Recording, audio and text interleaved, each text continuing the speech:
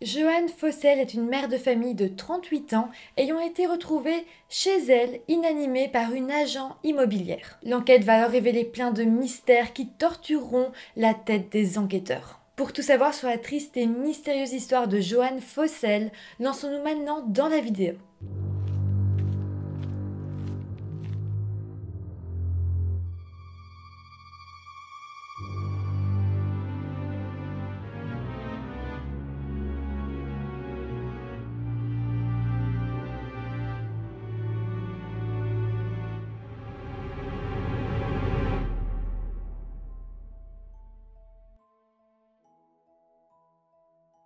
Hello tout le monde, j'espère que vous allez bien. Alors l'histoire que je vous présente aujourd'hui ressemble énormément à celle de Monique Gravel. Si vous n'avez pas vu la vidéo, je vous la conseille.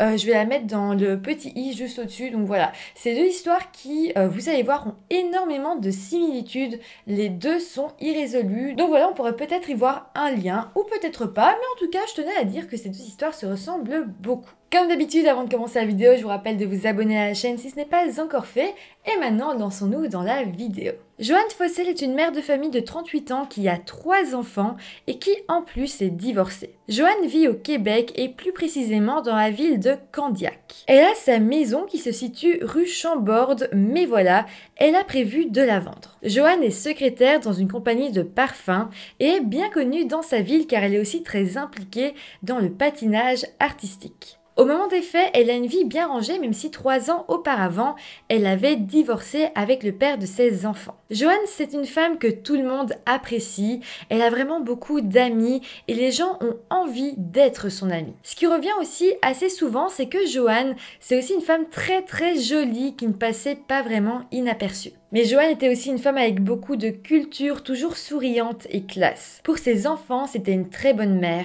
Elle était toujours là pour eux et sa plus grande fille, Johanna, dira que sa maman était toujours là pour aider les autres et qu'elle en était vraiment très admirative. Plongeons-nous maintenant dans la journée du 7 février 1998. Il est tôt le matin et une agent immobilière, Hélène Nadeau, donne rendez-vous à un couple à la maison où habite Joanne pour les faire visiter. L'agent a la clé de la maison, donc elle n'a pas besoin de voir Johanna, donc voilà, l'agence lui a donné les clés et elle va faire visiter et surtout qu'on lui a dit que la maison serait vide, qu'il n'y aura donc personne à l'intérieur. Le couple va arriver, mais en fait l'homme va déposer sa femme et il va dire je reviens directement, en fait je vais déposer notre enfant à la gardienne parce qu'ils avaient envie de faire la visite de la maison calmement sans avoir l'enfant avec eux, donc l'homme va vite déposer l'enfant chez la gardienne qui habite juste à côté et en attendant la femme reste avec l'agent immobilière. Donc en attendant que le mari arrive, Hélène Nadeau, donc l'agent,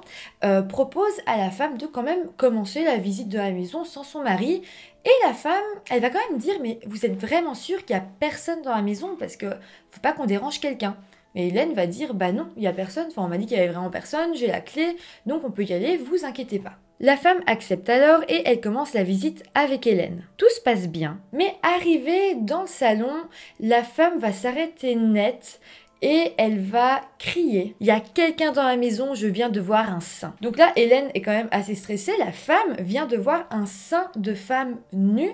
Donc voilà, elles sont un peu paniquées. Donc là, les deux femmes prennent peur et elles décident de sortir de la maison en attendant que le mari revienne. Quand le mari revient, Hélène, donc l'agent immobilière, va expliquer ce qui se passe au mari et elle et le mari vont rentrer dans la maison pour aller voir d'un peu plus près ce qui est en train de se passer. Donc là, on a la femme qui reste à l'extérieur de la maison et Hélène et le mari qui rentrent. Hélène arrive dans la salle à manger et elle a vu sur le salon, en fait, il fallait descendre 2-3 marches pour s'y rendre. Donc en étant dans la salle à manger, elle voyait un peu en hauteur.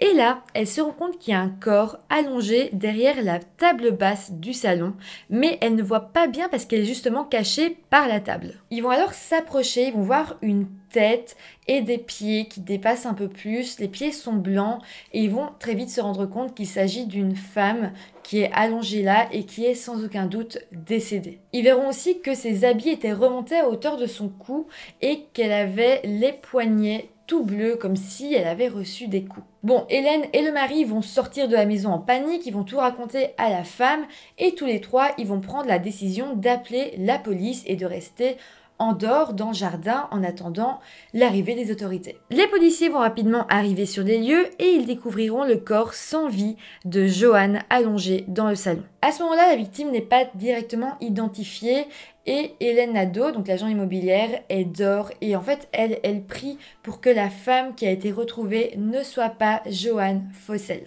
En fait, il faut savoir que Hélène Nadeau connaissait un petit peu Johan parce que dans les années 80, elles avaient habité la même rue. Donc à l'époque, les deux femmes se connaissaient en tant que voisines. Mais Hélène, elle se rappelle qu'elle voyait souvent Johan avec tous ses enfants et qu'à chaque fois, elle était touchée par cette mère qui était tellement attentionnée pour ses enfants. Donc là, on peut comprendre que Hélène espère du plus profond de son cœur que ce ne soit pas Johan qui soit dans le salon. Mais bon, que ce soit Johan ou non, à ce moment-là, Hélène, elle se dit que c'est sans doute une femme dépressive ayant abusé de médicaments ou d'alcool qui est là allongée au milieu du salon. À aucun moment elle peut imaginer qu'il s'agit d'un crime. Elle se dit simplement ok, c'était une femme en difficulté qui a peut-être mis fin à ses jours ou voilà, ou que c'est un accident mais parce qu'elle aurait pris trop de médicaments. Elle pense surtout à ça mais elle pense absolument pas que ça pourrait être un acte criminel. Bon, sinon pour en revenir aux policiers, ils noteront qu'elle était allongée sur le dos, sur le sol, entre le canapé et la table basse. Ses vêtements étaient bel et bien remontés jusqu'à son cou et des objets étaient un peu dérangés partout autour d'elle. Ils diront aussi que certains signes indiquaient clairement que la victime s'était défendue. Johan avait d'ailleurs de nombreuses blessures au bras et au haut du corps, donc clairement elle avait lutté contre ses agresseurs. Je vais faire un petit saut dans le temps, mais après l'autopsie du corps, on apprendra que Johan avait été étranglée, mais qu'elle n'avait pas été agressée sexuellement. Donc là c'est étrange quand même, ses habits sont remontés, tout laisse croire qu'elle aurait pu être agressée sexuellement, mais non. Donc la police va penser que tout ça n'est qu'une mise en scène, que le ou les agresseurs ont fait en sorte qu'on pense que c'était un maniaque sexuel qui s'est introduit dans la maison et qui aurait peut-être abusé de Johan pour ensuite la tuer. Mais non, ce n'est pas le cas, ce n'est pas le scénario possible parce que elle n'avait pas été agressée sexuellement. Et d'ailleurs, quand Johan a été retrouvée, elle avait les poignets et les chevilles liés. Vraiment, tout laissait croire que voilà, il s'agissait d'une agression sexuelle qui aurait mal tourné. Mais au fur et à mesure, quand ils vont analyser la scène de crime, on pense même que les poignets et les chevilles ont été attachés plus tard et pas au moment de l'agression. Mais bon, sinon très rapidement, la police vérifiera aussi que rien n'a été volé dans la maison, mais tout semblait être à sa place. Les objets de valeur étaient là et rien semblait être manquant. Donc ils concluront très vite que le vol n'était pas non plus le motif du crime. Les policiers feront aussi un tour de la maison et ils se rendront compte qu'à la cave, le soupirail était ouvert et la moustiquaire était déchirée. Donc là, on peut se dire qu'une personne était soit entrée, soit sortie par ce soupirail, par cette fenêtre à la cave. Par contre, on va plutôt imaginer que cette personne est ressortie par là, parce qu'en fait, dans la neige, on va retrouver des traces de pas qui montrent qu'une personne est repartie après être sortie par le soupirail. Donc vraiment, on voyait les traces de pas s'éloigner vers le lointain et pas arriver. Donc, on peut imaginer que la personne s'est plutôt enfouie par là. Mais ces traces de pas nous en diront encore plus. En fait, après analyse, on va se rendre compte qu'il ne s'agit pas des traces de pas d'une seule personne, mais qu'il s'agit des traces de pas de deux personnes bien distinctes.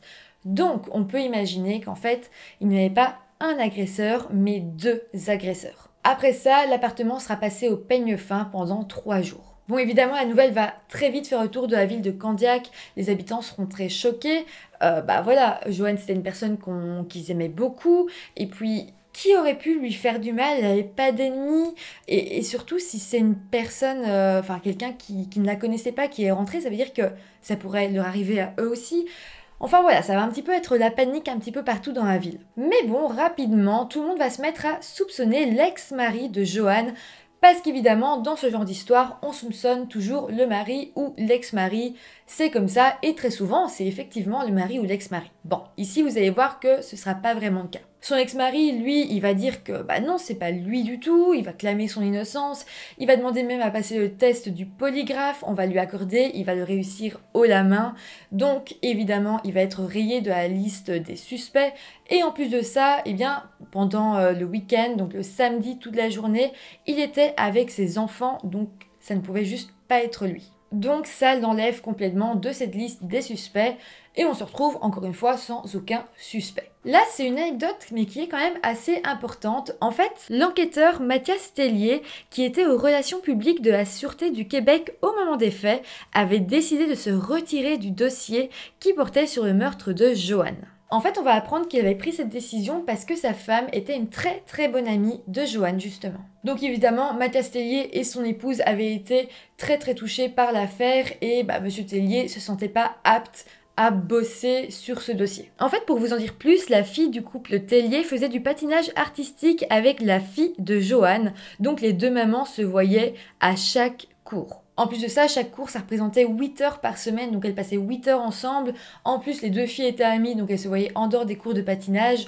Donc voilà, c'était vraiment de très bonnes amies. Comme je vous dis, c'est une anecdote, mais ça montre vraiment que Joanne connaissait beaucoup de gens dans la ville et que beaucoup de gens l'aimaient et que sa fin tragique a impacté énormément de gens. Bon, à part ça, quelques semaines vont passer et l'enquête va continuer.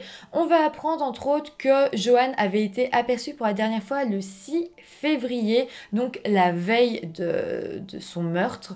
Et à ce moment-là, elle allait bien et elle allait se séparer de ses enfants qui devaient aller chez leur papa pendant le week-end. Donc ça a été vraiment la dernière fois où on l'a vue. Par contre, j'ai pas plus d'informations, je sais pas comment elle était, mais s'il n'y a pas de précision, c'est que tout se passait normalement. En plus de ça, selon les experts, Joanne était seule dans son salon au moment où les agresseurs sont arrivés. Joanne était en train de regarder à la télé les Jeux Olympiques d'hiver de 1998. On sait même qu'elle s'était fait un petit plateau repas pour grignoter devant la télé. Bon, sinon la police va quand même essayer d'établir une liste de suspects. Ils vont rencontrer tous les suspects les uns après les autres et à ce qui paraît, il y en a un qui va un petit peu rester dans leurs pensées. Ça va quand même être le suspect principal, celui qui va le plus les intriguer. Malheureusement, on ne connaît pas son nom, il est anonyme, même si l'affaire date de 1998, on peut toujours pas trouver son nom. Donc voilà, on n'a pas plus, mais on sait qu'il y a une personne qui a quand même pas mal éveillé les soupçons des policiers. Malheureusement, ils n'avaient pas assez de preuves pour l'arrêter, donc ce suspect est juste resté un suspect, mais ils vont quand même un petit peu essayer de chercher autour de l'appartement, voir s'il n'y a pas quand même des indices. Ils feront donc venir des chiens pisteurs sur la scène de crime pour essayer de suivre la trace de l'assassin, mais malheureusement ça ne fonctionnera pas. Étant totalement bloqués, les policiers lanceront une récompense de 7 500 $ à toute personne leur permettant d'identifier le meurtrier. Mais bon, encore une fois, ça non plus, ça ne marchera pas. À ce moment-là, l'enquête officielle des policiers va plus trop avancer, mais ce sera plutôt des personnes qui feront un petit peu leur enquête de leur propre côté. Par rapport à ça, Michel Tellier sera interviewé par Claude Poirier. Alors, il n'était effectivement pas enquêteur sur cette affaire, mais il était proche des vrais enquêteurs. C'est donc évidemment très intéressant de savoir ce que lui pense de cette affaire. Selon lui, alors, Joanne devait connaître son agresseur et même Monsieur Tellier va expliquer que tout dans la scène de crime montre que Joanne connaissait son agresseur. En fait, en observant la maison, on peut imaginer qu'on est face à une situation qui aurait mal tourné.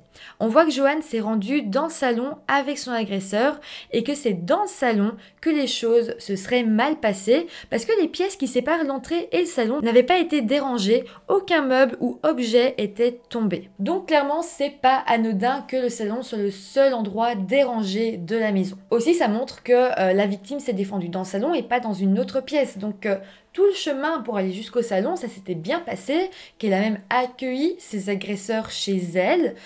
Et voilà, que c'est dans le salon que tout a dégénéré. En fait, selon Michel Tellier et même les policiers de l'époque, le scénario est le suivant. Joanne est dans son salon, elle regarde la télé et quelqu'un toque à sa porte. Alors elle va ouvrir, il y a sans doute 2 agresseurs. On ne sait pas qu'est-ce qu'ils font là, mais bon, Joanne les accueille, tout se passe bien. Elle va au salon avec eux. Au salon, la situation dégénère. Les 2 agresseurs tentent de se battre peut-être avec Joanne. Elle tente de se défendre, mais ils finissent par la tuer en l'étranglant. Après ça, les 2 agresseurs paniquent et décident de camoufler ou de maquiller la scène de crime en scène d'agression sexuelle et ils finissent par partir par la cave vers le soupirail qu'ils vont ouvrir, déchirer la moustiquaire pour partir par là. Mais voilà, depuis 1998, l'affaire n'a jamais été résolue, il n'y a pas plus d'indices que ceux énoncés, personne n'a parlé pour le moment, mais la famille se bat toujours pour savoir ce qui a bien pu arriver à Johan, et c'est important de toujours parler de cette affaire. C'est important parce qu'il ne faut pas qu'on l'oublie, et il est encore possible que des gens puissent parler, que des gens puissent dire ce qu'ils ont entendu, même des bêtes choses. Comme disait Claude Poirier, une enquête c'est un puzzle et parfois il manque juste une pièce du puzzle pour que tout puisse se connecter ensemble, et cette pièce du puzzle parfois c'est un bête truc, c'est une bête information, une couleur de voiture, une marque de voiture, et parfois il y a des gens, ils se disent bon, ce que j'ai vu c'est peut-être pas important, ou ils se rendent même pas compte qu'ils ont vu quelque chose qui peut aider. Mais quand quelque chose comme ça arrive, le mieux c'est d'aller tout dire à la police.